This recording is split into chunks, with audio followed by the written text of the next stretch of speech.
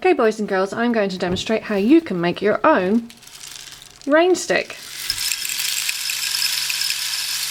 Okay, and it's going to end up looking something along these lines here. Just a slightly smaller version. Okay, now just put my big rain stick back there. What you're going to receive is the inner tube of a bounty roll. What you're going to also need is some watered down Elmer's glue and a brush. Brush a little bit of glue onto your tube in sections. And out of the scrap box with the construction paper, you're going to take a variety of colours. And you're going to rip little pieces and paste them on, brush over it. Okay, it's going to be very messy. Now when you brush over it, it actually creates a smooth surface. Keep doing that and apply lots of different colours to it. I'm just going to add a little bit more of this dark pink to it. And I'm going to continue filling it in. So you're going to keep going to the scrap box with extra colours, make it really bright and vibrant. And overlap, so that really you don't really want to see, well definitely you don't want to see any of that cardboard tube showing through.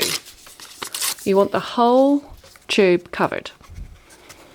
Okay, now I'm just going to do that little bit there.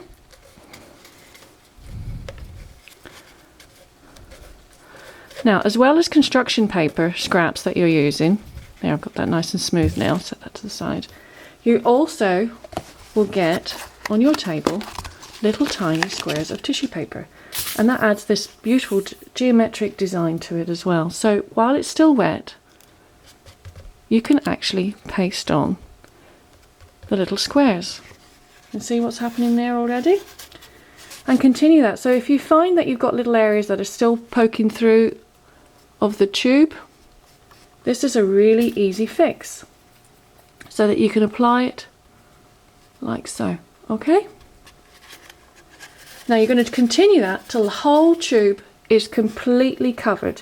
So try and do as much as you can with the construction paper scraps first before you do the little tissue paper squares. That's the very end that I would suggest that you do. So if you see here, I didn't apply a lot of squares. They're kind of randomly placed and they cover up any of the areas that maybe my construction paper didn't quite cover for me completely. When you've got that completely done, you're going to get 2 pieces of brown paper. We need to take one piece and we need to seal one end.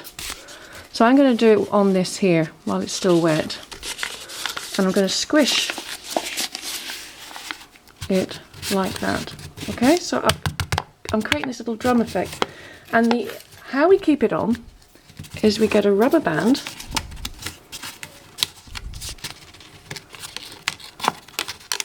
Do a double twist. Oops. It would be easy if I do a double twist first and then set it over. Get your shoulder partner to help you. Okay, just in case. Bring that down so it's over the roll. Okay, so now I've closed that end. Now on this end, what I want to do is I want to add something inside, not just the beans or the peas. We're actually going to use a little bit of tin foil. I'm going to fold it and roll it,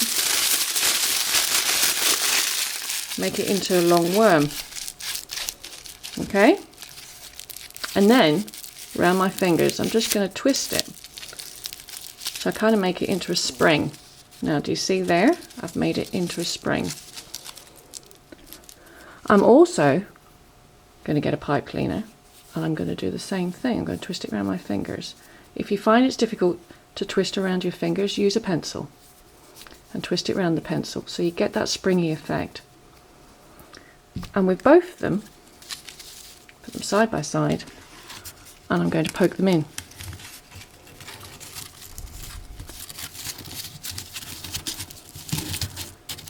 Just in there, okay? Now, I'm going to get my seeds, but I'm actually using rice today, and I'm going to fill it about 1/10. So about that much, okay? See that there? That much there.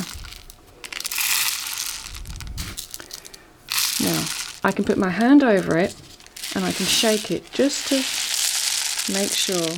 Yep. I can hear them tumbling past that. Yes, they are. They're tumbling. Can you hear that, boys and girls? They're going past that pipe cleaner and past that tin foil. So they're not just dropping it all at one go. There we go. I'm really, really happy with that. Once I've got that, then I need to close the other end. So I take my other square, again, if you need your shoulder partner to help you, and I'm going to push it over, get myself a rubber band, and again, pop it over. Oops. Actually, I think I'll do it a double again. Twist, and like that. Okay. Now I've got that sealed. So at this stage, I've got my whole tube should have been covered in construction paper strips and ripped and torn shapes. Then any areas that I wanted to add those little geometric squares in tissue paper. I've now done a coil in tin foil or aluminum foil, and I've done a coil with a pipe cleaner, and I've entered rice in there. I put about 1/10 into the tube. Seal both of them with brown paper and tape. Okay, in rubber bands. Now, this one, just want to demonstrate to you, I added an extra detail to it. You're going to get a piece of sort of like brown string garden twine, about the length of a ruler, 12 inches. You take the end and just pop it underneath where the elastic band is and tie it on. Just do a double knot. So crisscross, just like doing shoelaces, and crisscross again. Okay? Now, once I've got that, you're going to come up and get yourself a selection of perla beads. Use about 10 to 12 maximum, okay? And you can do a pattern design, alternate the colours, or you can make them random, the choice is yours. And thread them on. Okay? Once you've got the design on there, and you're only going to do it on one end, you're going to do it on the top end. Okay, once you've done that, pop it back under the elastic band and do another crisscross